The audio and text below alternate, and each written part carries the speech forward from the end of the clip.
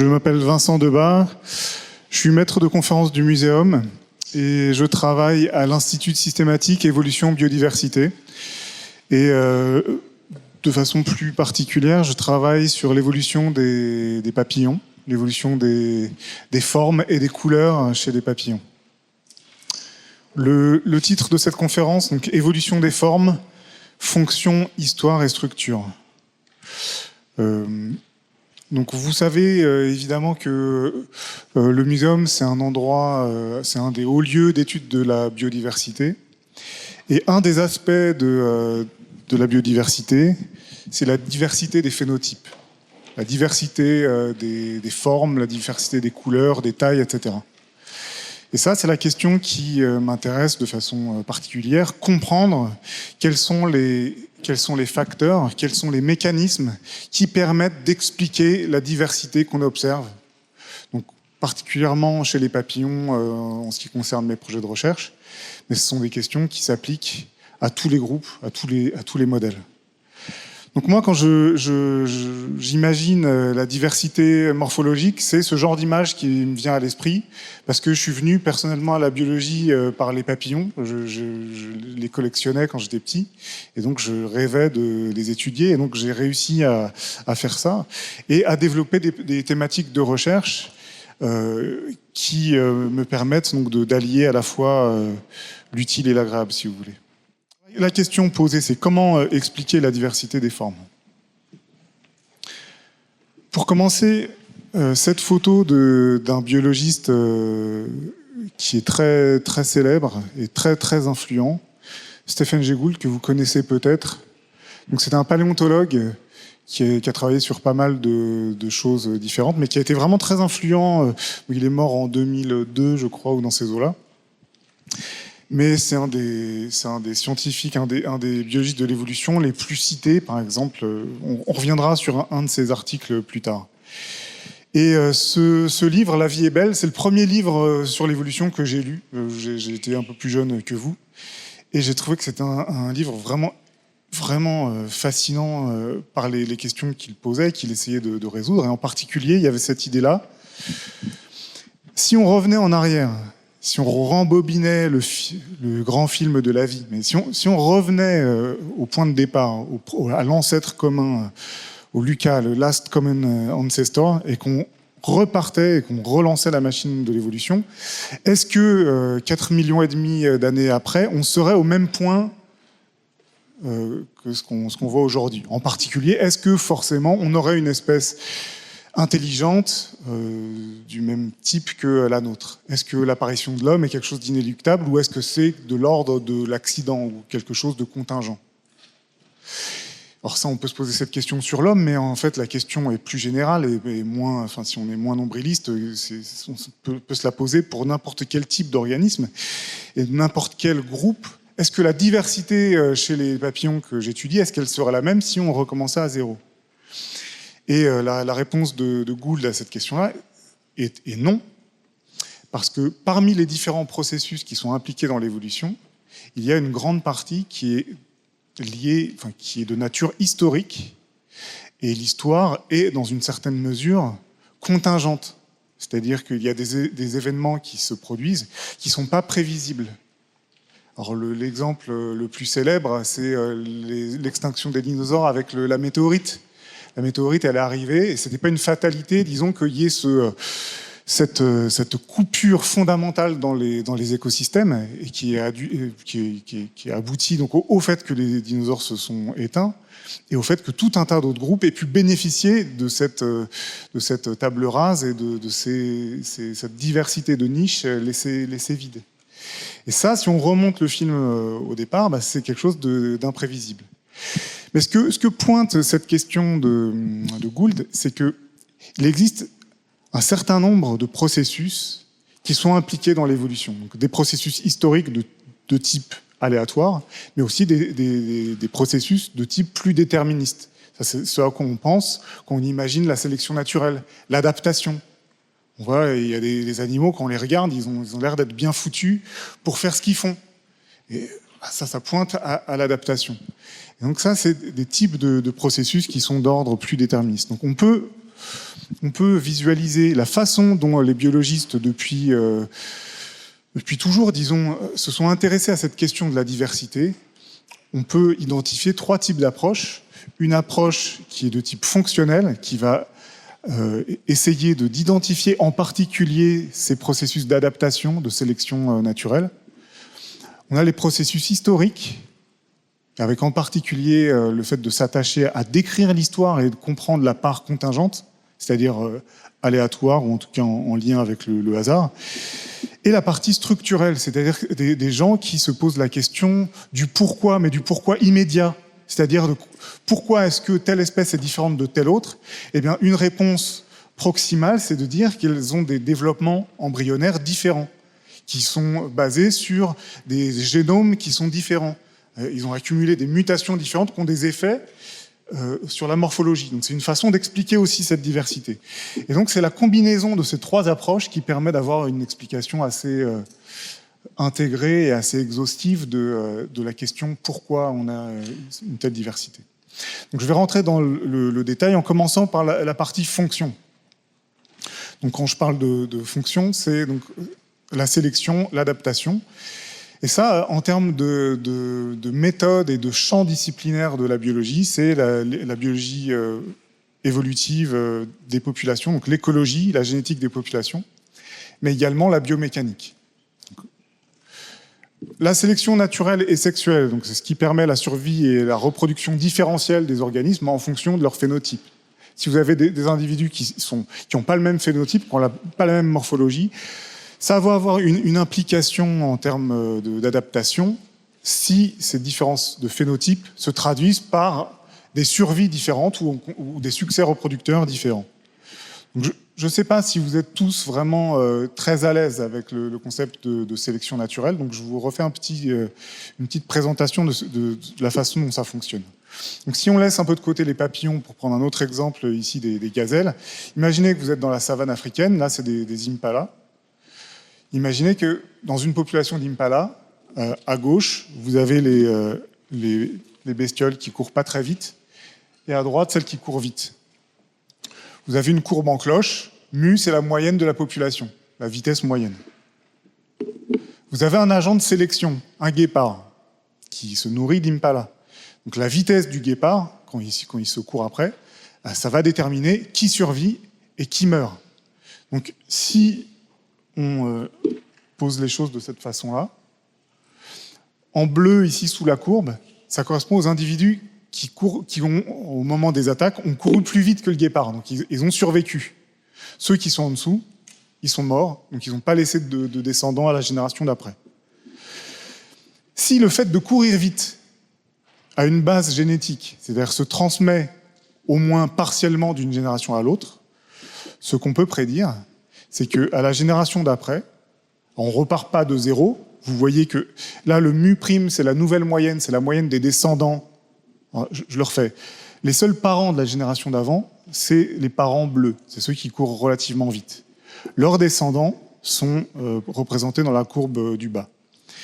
Donc, alors, ce que vous voyez, c'est que la nouvelle moyenne est supérieure à la moyenne de la population de la génération d'avant, mais elle est inférieure à celle des parents sélectionnés.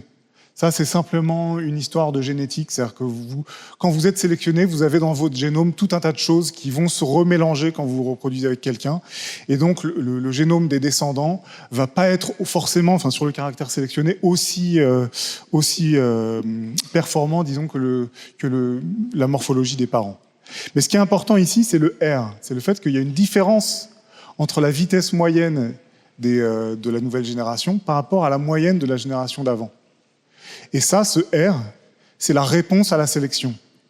Le S, la différence entre la moyenne totale de la population et la moyenne des individus qui ont survécu, ça, c'est l'intensité de la sélection.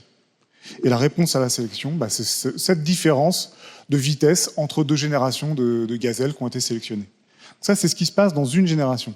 Imaginez, c'est ce qui se produit dans la réalité, qu'on a des centaines de milliers de générations. Imaginez, je ne connais pas exactement la reproduction des gazelles, mais une génération par an. Donc 100 000 ans, ça fait 100 000 générations. On est plutôt sur des échelles de millions d'années, c'est des millions de générations. Imaginez que cette sélection se maintient, on passe très très facilement de gazelles qui courent pas vite à des gazelles qui courent très très vite. D'accord ? Ça, c'est le principe de la sélection naturelle, et ça repose sur sur différentes choses, mais une chose en particulier, c'est l'existence d'une variation dans la population de départ. S'il n'y a pas de variation, si tout le monde court à la même vitesse, eh ben, il n'y a pas de sélection, et il n'y a pas d'évolution adaptative. Donc ça, c'est l'adaptation. Si vous regardez des populations de gazelles qui courent à différentes vitesses, vous allez avoir tendance, les biologistes ont tendance à généralement faire un raccourci et imaginer que c'est forcément adaptatif. On va voir que ce n'est pas forcément le cas.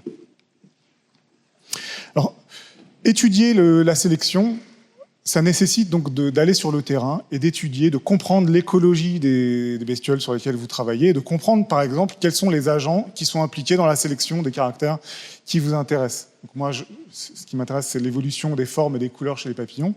Ce qui est important, c'est de comprendre quels sont les effets de différence de coloration sur la biologie des papillons que j'étudie. Et donc ça nécessite du terrain, de l'écologie, de la biologie des populations. Or, ce n'est pas suffisant. Si vous voulez vraiment comprendre comment se passe l'adaptation, il faut aussi avoir une analyse du phénotype très détaillée. Donc là, ce que je vous ai représenté, c'est une analyse de biomécanique. Là, ce n'est pas sur les gazelles, c'est sur les guépards. Il faut analyser le mouvement du guépard, la course, comprendre quelles sont les propriétés morphologiques qui sont impliquées dans la performance et détailler avec l'anatomie. Et c'est seulement quand vous aurez compris vraiment quel est le lien entre la morphologie et la performance que vous pouvez arriver à avoir une compréhension un peu fine de comment procède la sélection et comment procède le phénomène adaptatif. Okay ?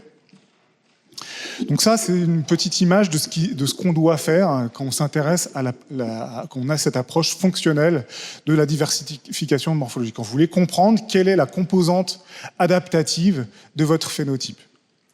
Alors je disais, les différences de phénotype ne sont pas toujours adaptatives, et loin s'en faut. Et d'ailleurs, la réponse de Stephen Jay Gould, c'était vraiment que il fallait chasser cette habitude de vouloir toujours interpréter en termes adaptatifs des différences de phénotype. On y reviendra. Donc du côté historique, le hasard, donc la contingence historique, la dérive génétique et les contraintes phylogénétiques. Alors qu'est-ce que je veux dire par là ? Donc, tout d'abord, les disciplines biologiques impliquées, donc la génétique des populations, à nouveau, cette fois c'est pour l'étude de la dérive. Donc je vais aussi vous faire un petit rappel de ce que c'est la dérive. La phylogénie, évidemment, la biogéographie et la paléontologie. Alors la contingence historique, donc l'exemple le plus évident, c'est celui que j'ai déjà mentionné, donc l'arrivée de la météorite qui a bouleversé les écosystèmes, donc c'est cette dimension imprévisible des événements historiques. À une autre échelle, cette fois à l'échelle des populations, ce qui se passe à l'intérieur des populations. Donc je vous disais, imaginez que vous travaillez sur des papillons. Vous allez dans une première localité, vous voyez des papillons roses. Vous allez dans une autre localité, vous voyez des papillons verts. Le réflexe qu'on a à peu près tous, c'est d'essayer de comprendre quelle peut bien être l'adaptation qui a tiré cette divergence morphologique. Certainement, le fait d'être rose dans telle population, c'est adaptatif. Le problème, c'est qu'il y a une hypothèse alternative qui est très simple, qui peut permettre d'expliquer cette différence. Imaginez que la population ancestrale de ces deux populations que vous observez, c'était une population comme ça, dans laquelle il y avait du polymorphisme de couleurs, et que cette population ancestrale, il y a eu une migration, un certain nombre d'individus qui sont allés coloniser une nouvelle zone. Évidemment, ce qui se passe, c'est un peu comme si vous avez un sac de billes et que vous tirez aléatoirement des individus dans ce sac de billes. Vous allez par hasard sur-échantillonner certains individus et sous-échantillonner d'autres phénotypes. Par exemple ici, donc, les roses et les verts ici, qui fondent la nouvelle population.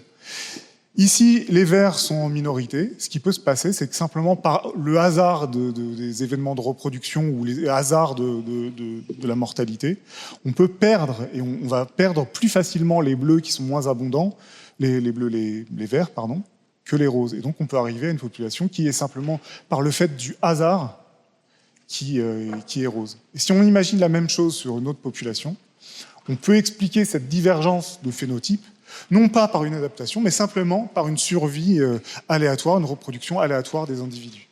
Donc ça, c'est hyper important, parce que ça veut dire que l'adaptation, c'est vraiment quelque chose qu'il faut démontrer par rapport à une hypothèse nulle d'évolution neutre, d'évolution liée au hasard.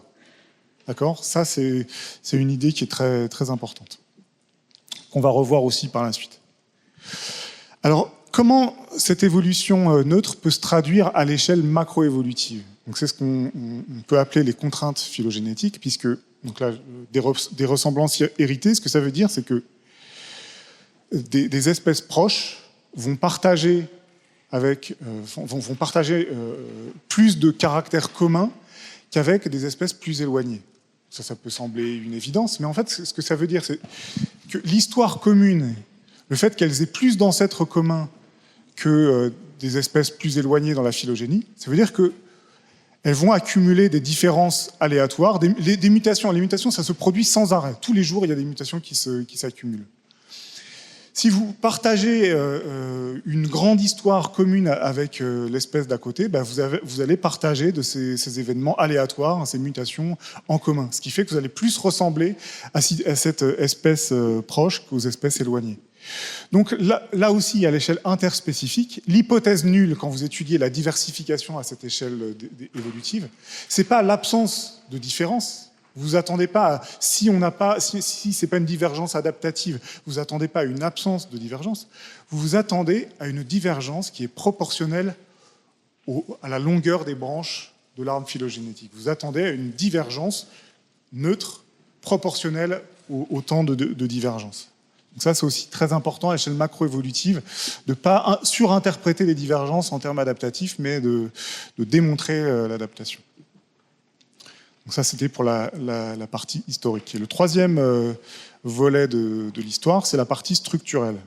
Alors la partie structurelle, donc là j'ai mis les contraintes, c'est excessif, c'est pas que des contraintes. Mais disons que ça a pour objectif d'étudier les bases développementales et les bases génétiques de la diversification, de la diversité phénotypique. Donc ça, c'est l'objet d'étude de la biologie du développement et de la génétique.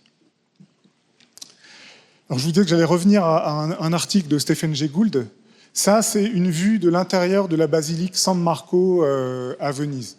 Alors, pourquoi est-ce que je vous parle de ça ? Là, je vous ai mis la référence du papier de Gould et Levontin. Gould, c'était donc un paléontologue, et Levontin, c'était un généticien des populations, qui est mort cette année et qui était aussi hyper influent dans la communauté évolutive. Et donc, leur papier parle spécifiquement de cette cathédrale San Marco.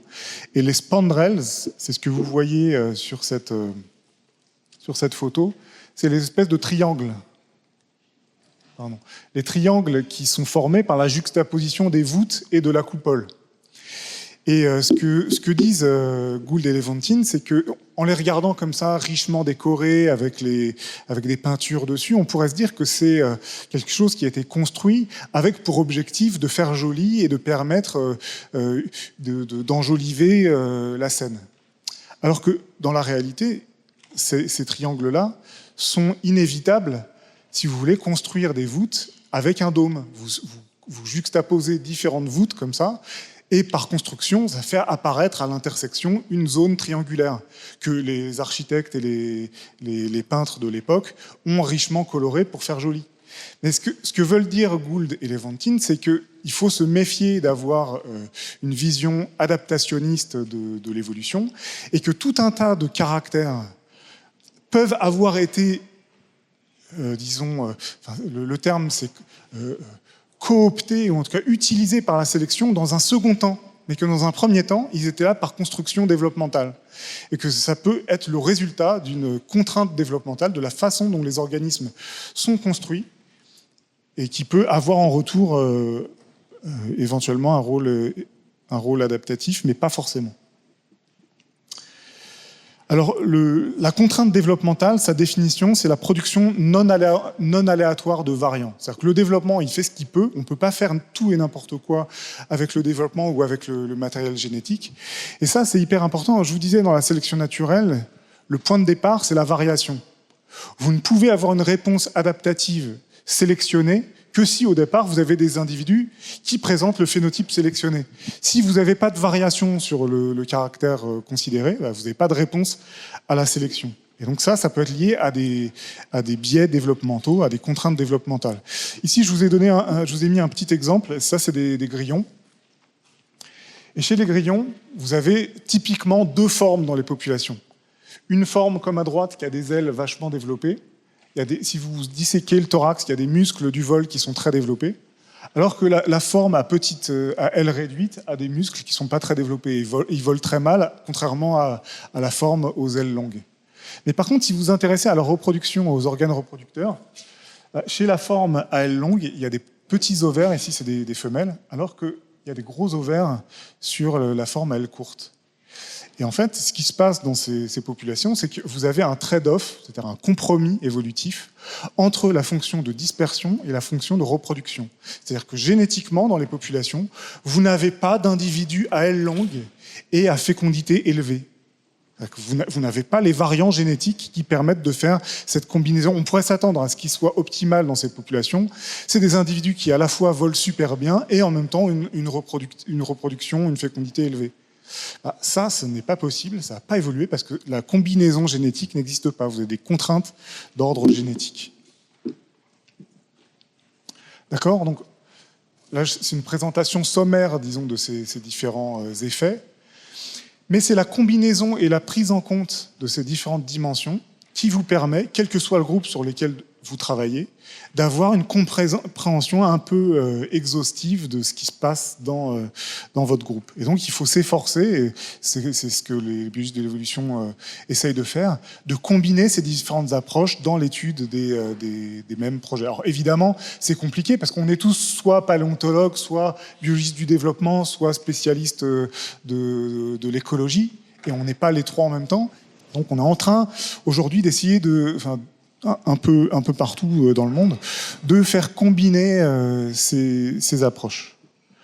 Alors concrètement, qu'en est-il sur le groupe que j'étudie ? Je vais illustrer ça un peu plus précisément. Comment est-ce qu'on peut expliquer cette diversité des formes ? Vous voyez, donc, je ne vous ai pas parlé de ce groupe. Ça s'appelle les morphos. C'est des papillons c'est peut-être le groupe de papillons le plus célèbre. C'est dans toutes les pubs. C'est des papillons qui ont été très très chassés, mais pour leur valeur marchande. Il y avait beaucoup de collectionneurs qui chassaient ces bestioles.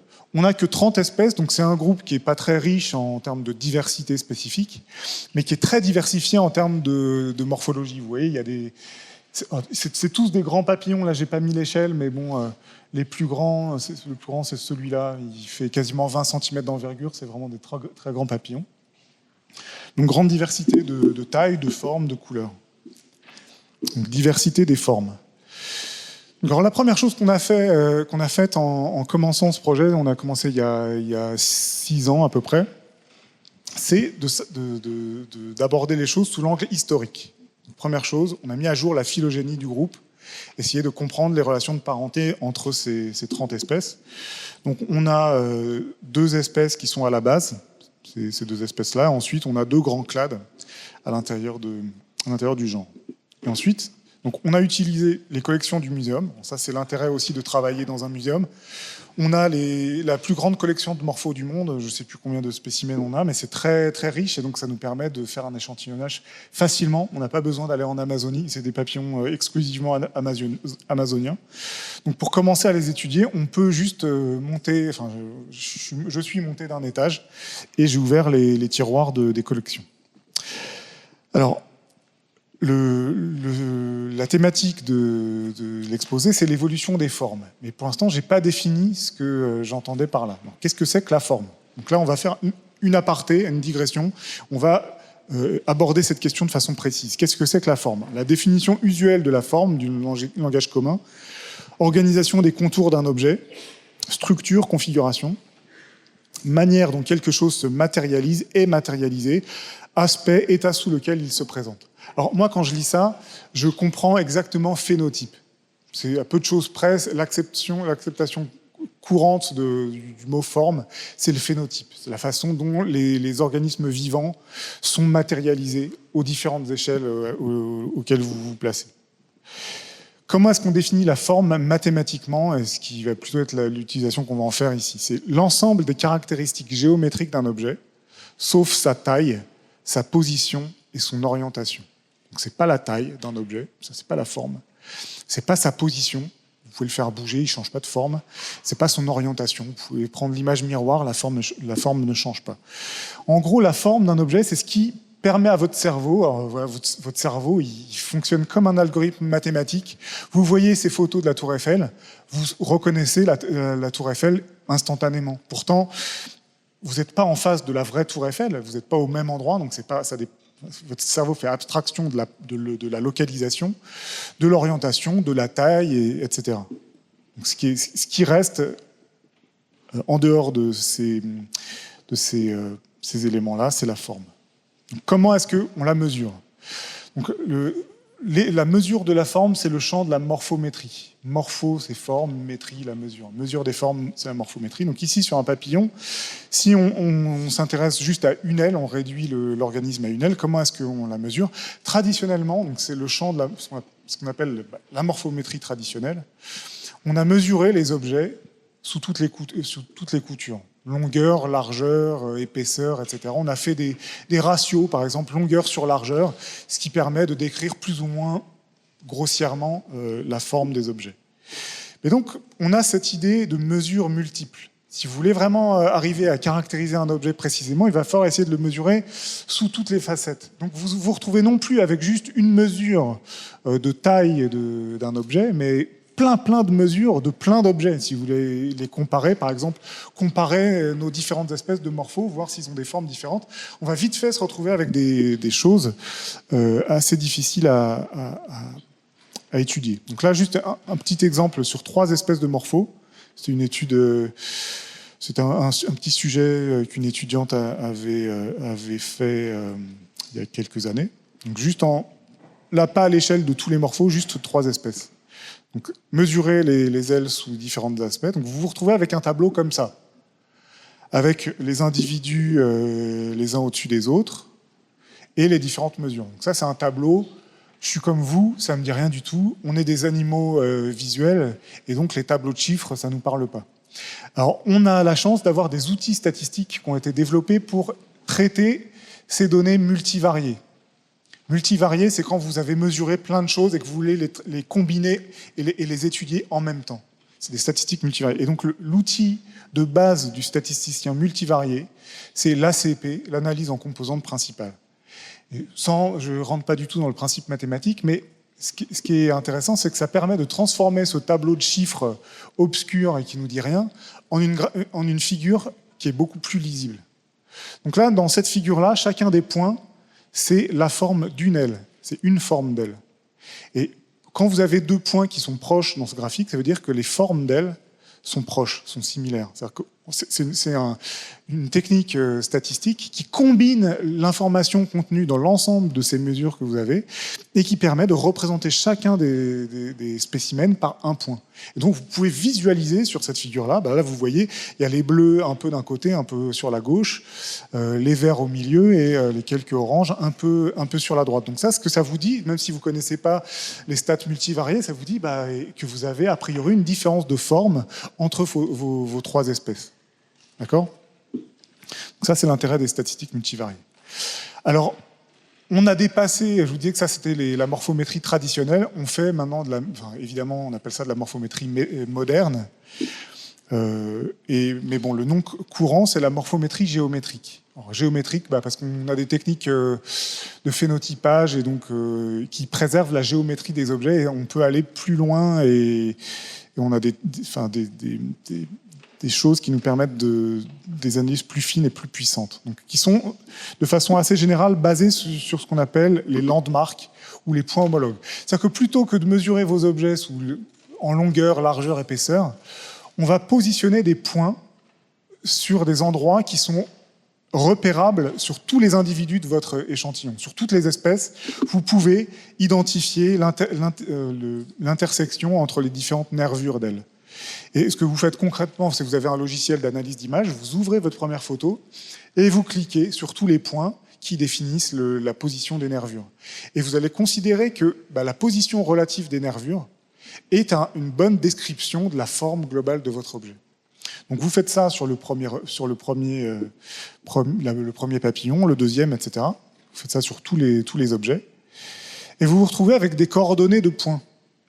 Mais évidemment, le problème, c'est que comme sur les photos de la tour Eiffel que je vous montrais, vous pouvez avoir fait des erreurs de positionnement en mettant votre aile sous votre appareil photo. Vous avez des ailes qui sont des espèces qui sont plus ou moins grandes, et comme je vous l'ai dit, la forme, c'est indépendant de la taille. Mais quand vous cliquez sur votre photo, la position des points va dépendre aussi de si vous avez une grande aile ou une petite aile. Comment s'affranchir de ça? La façon de s'affranchir de ça, c'est de superposer les configurations. C'est ce qu'on appelle la superposition Procruste, qui est une superposition qui consiste en une mise à l'échelle, en une translation des configurations, et ensuite des rotations. Vous faites vraiment exactement ce que fait votre cerveau quand il reconnaît la tour Eiffel. Il met tout à la même échelle, tout dans le même repère, et on superpose les configurations de points. Et une fois qu'on a fait ça et qu'on a répété ça un certain nombre de fois, on a une superposition qui est optimisée, et on récupère les coordonnées de nos configurations de points, c'est-à-dire de nos différentes ailes, et on va les traiter de la même façon que ce qu'on avait fait sur les mesures de longueur et largeur. On arrive à un tableau de chiffres qui, au même titre que les mesures de longueur et largeur, ne nous dit rien, et on va lui appliquer les mêmes techniques, donc une analyse en composantes principales. Et on arrive à un type de graphe qui est à peu près similaire, en tout cas qui est de même nature que celui que je vous ai montré avant. Mais là, vous voyez que sur le même jeu de données, sur le graphique d'avant, on avait un chevauchement assez fort des groupes. Là, on n'a plus de chevauchement entre les bleus et les verts. Les rouges restent plus proches des verts, mais on a une puissance de discrimination, de détection de petites différences de forme qui est bien plus forte avec ces approches de morphométrie géométrique. Donc ça, c'est le premier truc, et le premier avantage des approches géométriques, c'est une plus grande puissance. L'autre avantage, c'est celui-là, c'est qu'on peut, à partir de nos configurations de points superposés, reconstituer des formes théoriques. Alors, des formes théoriques, on peut calculer et visualiser la forme moyenne des bleus versus les rouges ou versus les verts. Et donc ça, c'est important parce que la forme moyenne, elle n'existe pas dans la population, vous ne la voyez pas. Si vous êtes spécialiste du groupe et que vous avez l'habitude de regarder tout le temps des morphos, vous allez avoir dans l'œil la morphologie de votre espèce, mais c'est quand même difficile. Vous allez avoir tendance à avoir du mal à expliquer à un étudiant qui ne connaît pas quelle est la différence. Avec ce type de méthode, vous pouvez reconstituer une forme moyenne et la visualiser. Vous pouvez aussi explorer des zones de l'espace, ici de l'espace des formes, dans laquelle il n'y a pas de point. Il n'y a pas de point parce qu'il n'y a aucun individu réel qui a cette forme-là, mais vous pouvez reconstituer des formes théoriques qui n'existent pas. Et du coup, vous posez des questions. Comment ça se fait qu'il y a des zones de l'espace qui ne sont pas occupées? Peut-être que c'est des contraintes développementales, peut-être que c'est des contraintes historiques, peut-être que ce n'est pas adaptatif d'avoir ces formes-là. Et ça vous permet donc de vous poser des questions évolutives assez élaborées. Alors, sur les ailes de papillon, on peut se contenter de faire de la morphométrie en 2 dimensions, parce que c'est essentiellement plan. Mais ces techniques s'étendent en 3D. Donc ça, c'est un exemple sur des musaraignes. On peut visualiser des différences de forme 3D. Ok, donc je ferme la parenthèse sur ce que c'est que la forme et comment on la mesure pour arriver à ce qu'on a fait sur les morphos. Donc, on a utilisé ces techniques de morphométrie géométrique pour quantifier la forme des ailes des morphos. Donc c'est ce qui est représenté sur cette photo. Vous voyez, il y a des points rouges, des points verts. Là, je ne rentre pas dans le détail de la différence des 2 types de points. Mais on a mesuré, on a posé des landmarks sur les individus de la collection du muséum. Donc ça veut dire les 30 espèces du genre sur près d'1 millier de spécimens. Alors c'est beaucoup de temps pour prendre les photos et pour cliquer. Donc ça, c'est les étudiants qui s'y collent. Il y a toujours une phase un peu rébarbative, disons, du travail, mais bon, c'est le lot commun. Alors, il y a de plus en plus de méthodes en train de se développer de phénotypage et de landmarking automatique avec le machine learning. Donc, c'est pas encore disponible en routine et de façon générique, mais c'est en train de se développer. Si ça se trouve, vous aurez la chance de bénéficier de ça. Vous n'aurez pas besoin de cliquer à la main sur vos bestioles si vous faites ce genre de projet. Donc, alors, la première question qu'on s'est posée, c'est est-ce qu'il y a du signal phylogénétique dans la forme? Alors, qu'est-ce que c'est que le signal phylogénétique? C'est ce que je vous ai expliqué sur les contraintes phylogénétiques. C'est l'attendu neutre. On a mesuré la forme des ailes de tous nos morphos, mais est-ce que la divergence qu'on observe est supérieure à l'attendu d'évolution neutre? Donc, c'est ce qui est représenté sur cette figure. Si les ailes des morphos ont évolué de façon neutre dans la phylogénie, on s'attend à ce qu'on ait quelque chose de... Bon, là, c'est représenté avec des couleurs, mais à ce que les individus les plus proches soient les plus similaires. Et plus on s'éloigne dans la phylogénie, plus on a des différences. Donc ça, c'est ce qu'on appelle le signal phylogénétique des caractères. Si le caractère que vous étudiez a un fort signal phylogénétique, ça veut dire qu'il se comporte comme un caractère neutre et que vous n'avez pas besoin de faire appel à une hypothèse compliquée d'adaptation à des différences d'habitat pour rendre compte de l'évolution de votre caractère. Donc on a fait ce que je vous ai présenté avant, une ACP. Donc là, c'est sur les ailes postérieures, sur la deuxième paire d'ailes. Et donc, on n'a pas représenté, je vous ai dit, plus de 900 individus. Là, je ne fais pas figurer les 900 individus. Je vais représenter un point par espèce. Donc ici, chaque point, c'est la moyenne d'à peu près 30 papillons mesurés pour faciliter la visualisation. Donc voilà la tronche de l'espace de forme. On peut projeter dans cet espace de forme la phylogénie qu'on avait déterminé préalablement. Et donc on peut regarder dans quelle mesure les points les plus proches dans notre espace correspondent à des espèces qui sont étroitement apparentées dans la phylogénie. Et on peut calculer donc le signal phylogénétique. Et là, vous voyez que on a d'un côté, alors celles qui sont représentées en bleu, je vais vous expliquer par la suite ce que c'est ce code couleur, mais vous voyez qu'on a un clade qui se retrouve dans un coin de l'espace et un autre clade dans l'autre partie de l'espace. On a des espèces sœurs qui sont assez proches, là, comme Ecuba, Ciceis, et donc on a un fort signal phylogénétique. Donc ça suggère qu'il y a une grande partie de l'évolution des formes, en tout cas pour l'aile postérieure, qui semble avoir évolué de façon neutre. Pareil pour les ailes antérieures, on a aussi des espèces qui sont proches, qui ont tendance à occuper des zones de l'espace qui sont proches, donc avoir des formes d'ailes assez similaires. Alors vous avez ce code couleur bleu et vert, et en particulier sur les ailes postérieures, on voit qu'il y a quand même une forte opposition des verts et des bleus. À quoi ça correspond ? Eh bien, ça correspond à une différence d'habitat chez les morphos. Je vous dis que les morphos, c'est des papillons qui sont très célèbres, et pourtant c'est des papillons qui sont très mal connus encore d'un point de vue de l'écologie, parce que les gens qui s'y sont intéressés, finalement, ils étaient juste intéressés par le commerce, mais ils ne sont pas intéressés à l'écologie. Donc on ne sait pas grand-chose, mais ce qu'on sait, c'est qu'il y a des espèces qui ont tendance à voler très haut dans la canopée. Donc ça, les gens le savent bien, parce que c'est des espèces qui sont hyper dures à attraper. On les voit très haut et puis on ne sait pas comment les capturer. Le seul endroit où on peut les capturer, c'est dans le lit des rivières, où le milieu est vraiment ouvert, et donc ces espèces-là les individus tendent à descendre dans le fond des rivières. Bref, donc vous avez les espèces qui tendent à voler dans la canopée. Donc la canopée en Amazonie, c'est un milieu qui est ouvert, qui est ensoleillé, il y a des courants d'air. C'est pas les mêmes prédateurs au niveau de la canopée que dans les sous-bois. Donc on peut imaginer que c'est des conditions écologiques qui sont différentes. Même si vous êtes dans la même localité, au même endroit géographique, voler dans la canopée, ça peut être pour un papillon complètement différent que de voler dans les sous-bois. Ça, en tout cas, c'est une hypothèse qui tient la route.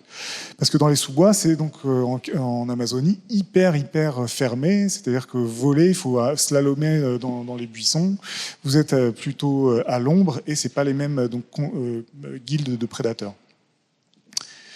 Et donc, ce qu'on s'est dit, c'est que peut-être cette divergence entre canopée et sous-bois correspondait à un effet de la sélection. Et donc, on a testé dans quelle mesure la divergence entre ces deux groupes était supérieure à l'attendu neutre, à l'attendu du signal phylogénétique. Et ça, on a des tests phylogénétiques, et c'est des méthodes qui sont relativement récentes, qui ont été développées dans les 15 dernières années, disons, et qui permettent de tester des hypothèses de divergence adaptative versus des hypothèses neutres le long de la phylogénie. Et on a montré qu'effectivement, les espèces de canopée et de sous-bois sont plus divergentes que ce à quoi on s'attendrait sous l'hypothèse nulle de divergence neutre. Donc ça pointe à un effet de la sélection naturelle et un effet adaptatif. D'accord ? Mais on est encore loin d'avoir démontré que c'était vraiment adaptatif. Pour démontrer ça, je vous ai dit dans la première partie qu'il faut aller sur le terrain, il faut étudier l'écologie de ces bestioles. Alors en particulier, si on reconstitue la forme des ailes des canopées et de sous-bois, on a cette divergence-là. En canopée, on a des ailes qui sont plus allongées, plus triangulaires. Alors au contraire, dans les espèces de sous-bois, on a des ailes qui sont plus trapues et plus arrondies. Et ça, donc on est allé discuter avec des physiciens qui travaillent sur l'aérodynamique, et les gars nous disent, ça, forcément, vos bestioles de canopée, c'est des super planeurs, et des ailes plus courtes, c'est pour faire un vol battu manœuvrable. Donc ça a du sens par rapport au milieu ouvert, plané dans la canopée, versus vol manœuvrable dans les sous-bois. Mais bon, c'est pas encore démontré. Du coup, on s'est lancé dans l'étude des comportements de vol et des performances de vol de ces morphos. Et donc, il a fallu qu'on aille sur le terrain. Il a fallu voir les animaux vivants, voir comment est-ce qu'ils interagissent avec les prédateurs dans leur milieu naturel. Donc ça, c'était dans le cadre d'une thèse que j'ai co-encadrée de Camille Leroy. On est parti au Pérou et on a étudié les morphos dans la nature. Ce qui apparaît, c'est que les bestioles de canopée ont tendance à avoir un vol plané beaucoup plus tranquille que les espèces de sous-bois. Donc ce qu'on a fait pour mesurer ça, parce que ça c'est une observation, il a fallu le mesurer. Donc on a construit une cage de vol comme ça sur le terrain et on est parti à la chasse aux papillons avec nos filets. On a attrapé des morphos de canopée et des morphos de sous-bois et on a installé un dispositif de film avec 3 caméras disposées dans la cage. Et donc on a libéré nos papillons dans la cage en les filmant simultanément sous des angles différents. Et donc ça, outre le fait que c'était super cool à faire, ça nous a apporté des données complètement uniques sur les performances de vol de ces animaux. Donc en combinant les prises de vue, on peut reconstituer la trajectoire en 3D. Et à partir de ça, on peut extraire des données de vol très simples. Alors là, c'est simplement la position des battements vers le haut, vers le bas. On peut mesurer les phases planées versus phases battues. Et après, mesurer différentes choses. Donc depuis les paramètres les plus simples, comme la fréquence de battement, jusqu'à des choses plus complexe à mesurer, l'accélération angulaire et des choses comme ça. Et on peut faire une ACP non plus sur la forme, mais cette fois sur les paramètres de vol. Et là, vous voyez qu'à nouveau, on a une différence entre les canopées et les sous-bois. Ça veut dire que là, c'est plus en termes de morphologie, c'est en termes de vol. Ils volent pas pareil en canopée et en sous-bois, en tout cas dans notre cage. Et là aussi, c'est une divergence qui est supérieure à l'attendue neutre dans la phylogénie. Et ça oppose donc les espèces de sous-bois qui ont un vol battu puissant à des espèces de canopées qui ont un vol plus sinueux et plus lent, plus posé. Donc ça, c'est une chose. Ça, c'est de l'ordre du comportement de vol. Parce qu'en fait, vous ne savez pas, quand vous voyez le papillon voler, s'il fait ça parce qu'il a envie de faire ça, ou s'il fait ça parce qu'il est forcé par sa morphologie de faire ça. Je ne sais pas si vous saisissez la nuance.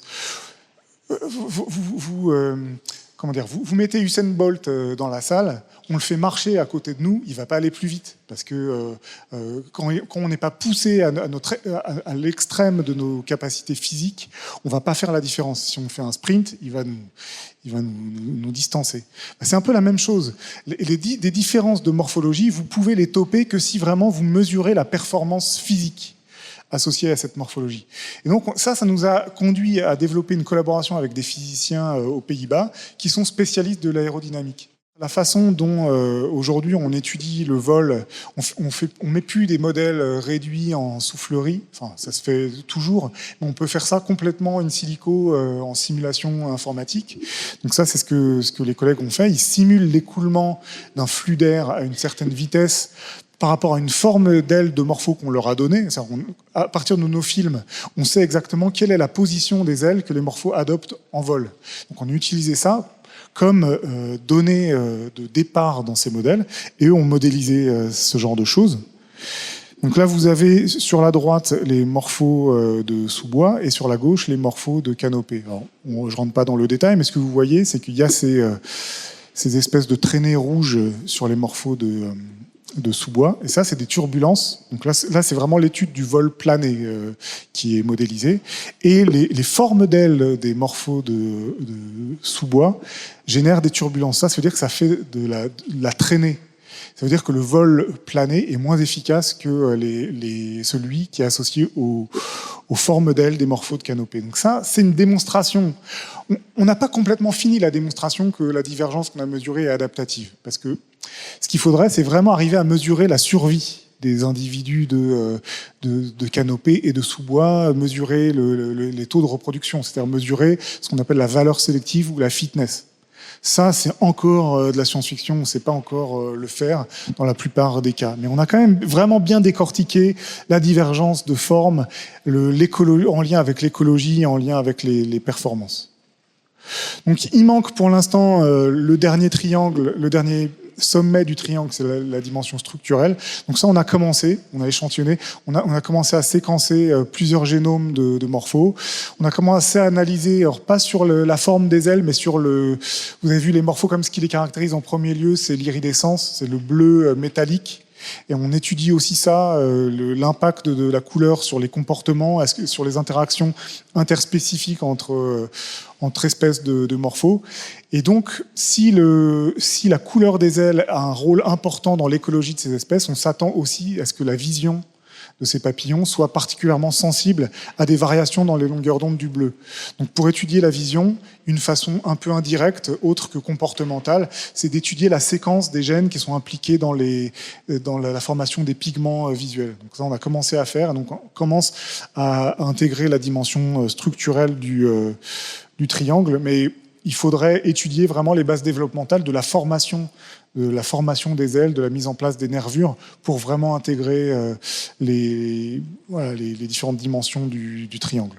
Donc je m'arrête là, je ne sais pas si j'ai été trop long ou pas, mais donc voilà, le take-home message, si vous voulez, l'important c'est ça, c'est que si vous voulez vraiment avoir une approche intégrée de phénomènes de diversification phénotypique, il faut viser à intégrer ces différentes dimensions explicatives de la diversité.